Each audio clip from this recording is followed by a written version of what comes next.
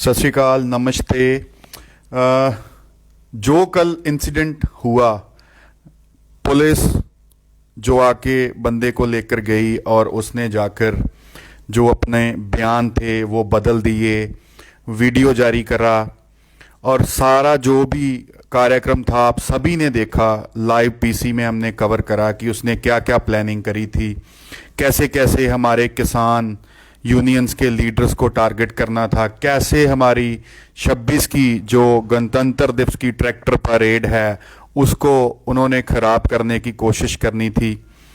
हमारे साथ इस वक्त जुड़े हुए हैं अभिमन्यु कोहाड़ जी, जो इस सारे मैटर के ऊपर आपके साथ आपके सामने जितने भी अभी तक जितने भी क्वेश्चंस आपके रेज हुए हैं, जितनी भी बातचीत अभी तक सामने आई हैं, उनके ऊपर बात करेंगे।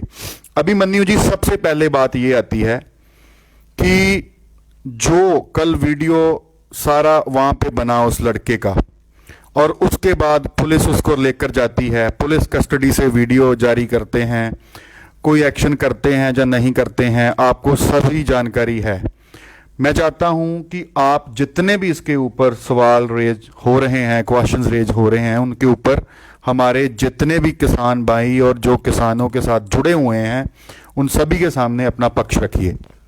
देखिए, सबसे पहले सभी किसान भाइयों को जय किसान, नमस्कार, सत श्री अकाल, सलाम। ये एक बहुत ही महत्वपूर्ण मुद्दा कल उठा बलजीत भाई, और जो हमारे वॉलंटियर्स ने ऐसे गलत लोगों को आइडेंटिफाई किया और उनको फिर पूरी प्रेस के सामने हमने बिल्कुल ईमानदारी से पेश किया। और आपने सबने देखा ही होगा कि प्रेस के सामने जो बात कर रहा था, हमारी तरफ से किसी भी तरह का कोई दबाव नहीं था। हमारे तो सभी नेता उसको पानी भी पिला रहे थे, आराम से ये कह रहे थे भाई आराम से बताओ, किसी तरह का कोई प्रेशर नहीं था। लेकिन जैसे ही वो पुलिस की कस्टडी में गया तो उसने अपना बयान पूरा बदल दिया, 180 डिग्री उसको चेंज कर दिया और हमारे ऊपर ही आरोप लगा दिए। हम पुलिस प्रशासन से 5-6 सवाल पूछना चाहते हैं और उम्मीद करते हैं कि पुलिस प्रशासन में इतनी हिम्मत होगी, इतनी कुव्वत होगी कि वो हमारे सवालों का जवाब दे। हमारा पहला सवाल तो ये है कि हमने दिया उसको पुलिस की कस्टडी में, वहां पे पुलिस उसकी वीडियो बनाती है और वो वीडियो फिर न्यूज चैनल्स के स्टूडियो में पहुंच जाती है। तो सवाल ये उठता है कि पुलिस के पास तो उसको सौंपा गया था जांच करने के लिए, लेकिन पुलिस अपना ही प्रोपेगेंडा करने लग गई। पुलिस ये जवाब दे कि पुलिस का और न्यूज चैनल्स के स्टूडियोज का क्या कनेक्शन है। अभी कुछ दिन पहले भी यह मुद्दा उठा था अर्णव गोस्वामी से रिलेटेड, जब उसकी व्हाट्सएप चैट वायरल हुई थी। तो यहां पे एक बहुत बड़ा सवाल खड़ा हो जाता है कि क्या हमारा पूरा प्रशासन, जो सरकारी प्रशासन है, क्या वो न्यूज चैनल्स के स्टूडियो से मिला हुआ है? इसका जवाब उनको देना चाहिए कि ये वीडियो जो उन्होंने बनाई पुलिस कस्टडी में, ये न्यूज चैनल्स तक कैसे पहुंच गई। दूसरी बात यह है कि यदि जैसा उस लड़के ने अपनी वीडियो में बोला पुलिस कस्टडी में जाके कि उसके साथ मारपीट हुई, ये हुआ वो हुआ, तो जब हमने पुलिस को हैंडओवर किया तो पुलिस को उसका मेडिकल कराना चाहिए था। और हमारे सभी नेताओं के नंबर थे, हमारे नेताओं को बुलाते और वहां उनको बताते कि जी देखिए इसके साथ ऐसे ऐसे गलत हुआ या ऐसे ऐसे मारपीट हुई है, लेकिन कुछ नहीं बताया गया। उसका मेडिकल कराता पुलिस विभाग। और जो उसने कहा कि उसको शराब पिलाई गई, तो यदि उसका मेडिकल होता तो साफ साफ पता चल जाता कि उसको शराब पिलाई गई है, नहीं पिलाई गई है। ये तो एक नॉर्मल प्रोसीजर है ना कि कोई भी जब जाता है, कोई कस्टडी में जाता है तो उसका मेडिकल चेकअप होता है, लेकिन ऐसा भी अब तक कुछ सामने नहीं आया है। बिल्कुल। और अगली बात जो हमें समझने की है, उस लड़के की बातों में जो उसने पुलिस कस्टडी में बोली, उसमें बहुत बड़े कॉन्ट्राडिक्शन है। एक तरफ उसने बलजीत भाई कहा कि उसके साथ मारपीट की गई, उसको लटका के उल्टा रखा गया। दूसरी तरफ उसने बोला कि उसने 112 नंबर पे फोन भी किया, पुलिस को कॉल किया। अब एक नॉर्मल सी, एक कॉमन सेंस की ये बात है, यदि सच में कोई उसके साथ मारपीट करता तो इतनी समझ तो सब में होती है कि सबसे पहले उसकी तलाशी लेके उसका फोन जब्त कर लेते कि ये किसी को बता ना पाए। तो ये कैसे हो गया कि उसके साथ मारपीट भी हो गई और उसने फोन भी कर दिया? तो ये बात अपने आप में कॉन्ट्राडिक्टरी बात है और ये साबित करती है कि वो लड़का पुलिस कस्टडी में जाके जानबूझ के झूठ बोल रहा है, या पुलिस का दबाव है या फिर कोई और कारण हो सकता है।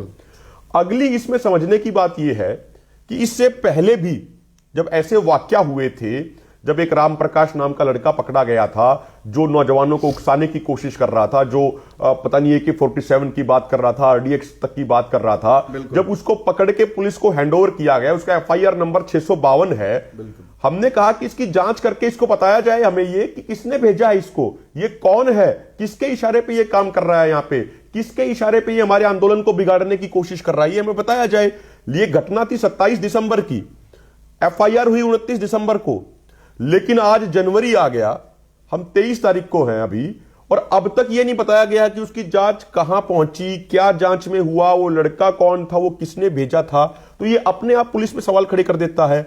इससे पहले 2 दिसंबर को कुछ लड़के और लड़कियां यहां पकड़े गए थे, उनको भी पुलिस को हैंडओवर किया था और ये कहा था इनकी जांच करके बताइए ये किसने भेजा है, लेकिन उसके बारे में भी अब तक कुछ भी नहीं बताया गया। तो कुल मिला के जो ये सारी चीजें हैं, ये कहीं ना कहीं पुलिस के ऊपर बहुत बड़े सवालिया निशान खड़े करते हैं, और पुलिस जांच करने की बजाय, पुलिस जवाब देने की बजाय, पुलिस मामले को गोल गोल घुमाना चाहती है। अभिमन्यु जी, एक बात और सामने आई है कि लड़का बोल रहा है कि 19 तारीख को मैं घर से गया था और मुझे पकड़ लिया गया। लड़के की मां का आज बयान सामने आया है, उन्होंने मीडिया में बोला है कि वो 20 तारीख को गया था घर से। लड़का बोल रहा है मामा के घर गया था, उनकी मदर बोल रही है कि मामा तो है नहीं और उनके साथ हमारी बनती नहीं। तो ये क्या सारा मामला है, ये भी बताइए। देखिए, इसमें क्या है, सभी व्यूअर्स ने, आपके जो करोड़ों व्यूअर्स, उन्होंने देखा होगा कि उसके मां का भी इंटरव्यू लिया गया और बिना किसी दबाव में लिया गया, नॉर्मल पत्रकारों ने लिया। उसमें उसकी मां ये कह रही है कि वो तो 20 तारीख को गया था, और जो मामा है उसके, वो मामा तो एक्सपायर हो चुके हैं और अभी उस परिवार से इनका कोई संपर्क नहीं है। लेकिन लड़का कह रहा है कि वो अपने मामा के घर गया था और वो कह रहा है वो 19 तारीख को गया था। तो यहाँ पे माँ बेटे की बातों में ही कॉन्ट्राडिक्शन है। यहां से अपने आप सवाल खड़ा हो जाता है कि भाई कौन सच बोल रहा है। ऐसा तो है नहीं कि दोनों सच बोल रहे हैं, कोई ना कोई एक सच बोल रहा है। तो कहीं ना कहीं इसमें कहीं ना कहीं कोई साजिश की बू नजर आती है साफ साफ, कि ये कुछ एक बड़ा वो करने की कोशिश कर रहे थे। और बड़ी महत्वपूर्ण, ये कोई इतना आसान या कोई इतना कोई छोटा सा मामला नहीं था जितना पुलिस ने एक तरीके से रफा दफा करने का प्रयास किया। आज के दिन देश के करोड़ों किसान इस आंदोलन में शामिल हैं और एक ऐसा बड़ा सनसनीखेज खुलासा मीडिया के सामने हमने तो ट्रांसपेरेंट तरीके से किया। हमने तो उसकी कोई वीडियो बना के कहीं नहीं भेजी, हमने तो मीडिया के सामने लाया कि मीडिया उससे सवाल करना चाहे तो सवाल करे, उसमें भी हमें कोई ऐतराज नहीं था। करोड़ों किसान की भावनाएं यहां जुड़ी हुई हैं। हमारे सभी सीनियर लीडर्स, जो हमारे करोड़ों किसानों का जो परिवार है उसके मुखिया हैं, एक खुलासा होता है कि उनको मारने की साजिश रची जा रही है और पुलिस उसको इतने हल्के में ले रही है। ये तो एक बहुत बड़े लेवल पे जांच होनी चाहिए थी इसकी, और उन्होंने मामले को रफा दफा कर दिया। और बलजीत भाई, एक और महत्वपूर्ण बात जो उस लड़के ने प्रेस कॉन्फ्रेंस में बोला, ये तो बाकायदा उसने अधिकारियों का नाम लिया है कि भाई इस थाने का SHO प्रदीप सिंह नाम का है कोई, और वो इस तरीके से वो कर रहा है, उसने ये काम किया है, इतने इतने हथियार बांटे गए हैं। उसने सारी बातें के करके बताई। और उसने 3-4 साल पहले जो हरियाणा में घटना हुई थी एक जो आंदोलन के दौरान, उसमें जाट आंदोलन के दौरान उसने ये कहा कल प्रेस कॉन्फ्रेंस में कि उसमें भी वो इन्वॉल्व थे। तो भाई ये एक अपने आप में एक बड़ा गंभीर सवाल खड़ा हो जाता है कि इसके पीछे एक बहुत बड़ा कोई एक सोची समझी साजिश रची गई थी और सोची समझी साजिश के तहत उसने ये चीजें की थी, और जो चीजें किसानों की सजगता के कारण एक्सपोज हो गई। एक और बात बड़ी जो पुलिस के ऊपर सवालिया निशान उठाती है, रात को कुंडली थाने का SHO DSP उसको लेकर जाते हैं। आज जब हम थाने में जाते हैं तो वो बोलते हैं पहले कि हमें तो पता ही नहीं, और बाद में जब हम थोड़ा जोर दे के पूछते हैं तो वो बोलते हैं कि वो तो कोई और पुलिस स्टेशन उसको ले गया, राय पुलिस स्टेशन जो समथिंग ऐसा नाम बोला कि वो ले गए। तो हमारे पास तो उनकी वीडियोस भी है कि जब वो लेकर गए हैं। तो ये क्या चल रहा है, कैसे वो डिनाई कर सकते हैं? जांच करने की बजाय वो हम ही को गलत बोल रहे हैं कि कुंडली थाने के यूरिसडिक्शन में आता है, और कुंडली थाने वाले बोल रहे हैं कि हम लोगों को नहीं पता, वो कोई और थाना लेकर गया। देखिए, जो हमने जो पहले भी बात करी और जैसा आपने एक और ये बताया, एग्जाम्पल दिया, इससे ये साफ होता है कि पुलिस प्रशासन कुछ ना कुछ छुपाना चाहता है। जो बात मैंने पहले कही कि भाई ये तो चलो कल की घटना है, हमने जो लगभग जिन घटनाओं को 1 महीना हो गया अब तक उनकी कोई जांच नहीं हुई, और ऐसा नहीं था वो कोई छोटे मामले थे, कोई वो बड़े ही संगीन मामले थे, बड़े ही गंभीर मामले थे। देश के करोड़ों किसानों की भावनाओं का सवाल था वो। हम आज जिस कारण से आज पूरी दुनिया में हमारे किसान आंदोलन की चर्चा हो रही है वो है हमारी शांति और एकता। पूरी दुनिया में हमारी वाहवाही हो रही है। कोई व्यक्ति आके हमारे आंदोलन में घुस के हमारी शांति को बिगाड़ना चाहता है, हमारी शांति को भंग करना चाहता है, और वो भी जब 26 जनवरी को हमने इतनी ऐतिहासिक गणतंत्र ट्रैक्टर परेड का घोषणा कर रखी है और उसका आयोजन होने वाला है, तो उस मामले को पूरे तरीके से गंभीरता से लिया जाना चाहिए। 26 जनवरी लोकतंत्र का सबसे बड़ा पर्व होता है। बॉर्डरों पे करोड़ों लाखों किसान बैठे हैं और उसके बावजूद पुलिस उस मामले की गंभीरता को नहीं समझ रही है। यह बड़ी हास्यास्पद बात है और पुलिस प्रशासन पे बहुत सवाल खड़े करती है। क्या आपको लगता है कि पुलिस इसमें सही जो जांच है, वो बनती जांच है, वो करेगी, और जो किसानों के सामने उस लड़के ने बोला है और सारे मीडिया के सामने बोला है कि इसकी सच्चाई सामने आ पाएगी? देखिए, ये एक बड़ा गंभीर सवाल है। यदि हम जाएं कि सच्चाई आनी चाहिए नहीं आनी चाहिए, यदि सैद्धांतिक तौर पे बात करें तो निश्चित तौर पे पूरे देश के सामने उसकी सच्चाई आनी चाहिए। क्योंकि हम पहले से भी ये कई बार चर्चा होती थी, पहले ऐसे कई निशान, मैं आपको बताऊं, पलवल जो धरना है जहां पे मध्य प्रदेश के किसान आए हुए हैं, वहां पे एक दिन सुबह सुबह 3 देसी कट्टे उस धरने के नजदीक पड़े मिले और सुबह आके पुलिस हमसे पूछती है कि जी ये किसके हैं। तो हमने उनसे काउंटर क्वेश्चन किया, आप बताइए ये किसके हैं, ये कहां से आए हैं। रात को तो पुलिस की ड्यूटी होती है ना धरने के चारों तरफ वहां पे पहरा देने के लिए।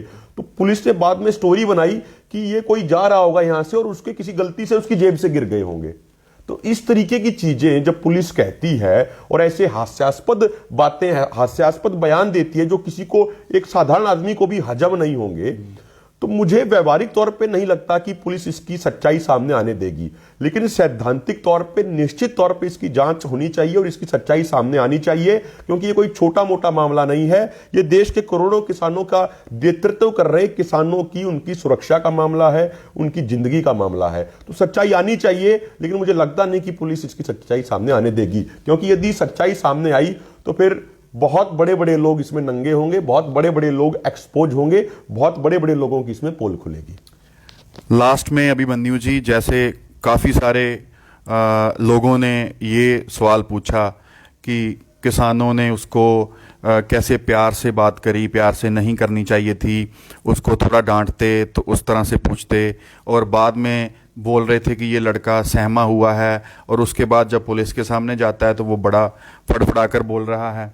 आप हमारे किसानों को और सभी जो जुड़े हुए हैं उनको क्या संदेश देना चाहते हैं कि ऐसी बातों के ऊपर उनको कोई भी यकीन नहीं करना चाहिए, एक कॉन्फिडेंस रखना चाहिए कि यहाँ पर किसान बैठे हुए हैं, जितने लीडर बैठे हुए हैं वो उनके हक के लिए लड़ रहे हैं, उनके उसके ऊपर क्या कहना चाहते हैं? देखिए, इसमें आपने 2-3 इकट्ठे सवाल पूछे जी।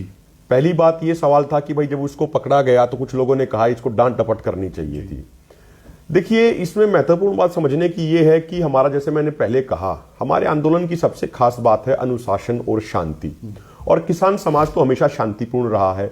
जब हमारा आंदोलन शांतिपूर्ण है तो किसी के साथ डांट डपट या मारपीट करने का कोई सवाल ही पैदा नहीं होता।